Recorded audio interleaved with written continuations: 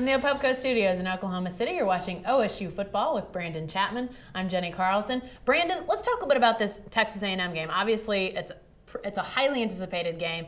This was a game I think a lot of people before the season felt like was going to be a measuring stick game for this OSU team.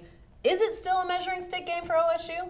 I think so. I think without a doubt, even before the season, I kind of pointed to this game as the game that potentially might define the Cowboys season. I still feel the same way. I felt like the Cowboys would be 3-0 at this point. So we'll find out a lot about the Cowboys this Thursday. Texas A&M, though, is not the upcoming team that I think a lot of people felt like they could be this year.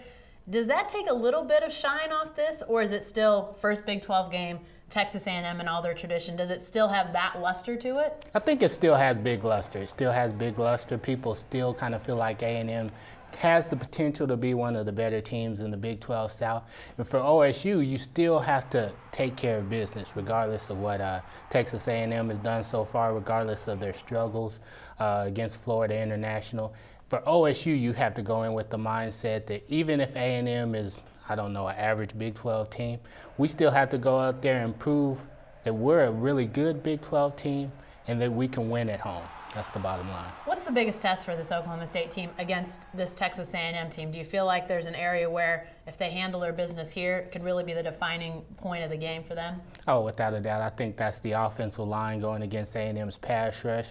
You know, A&M's going to be coming, bringing blitzes. They're going to try to make Brandon Weeden really uncomfortable in the pocket.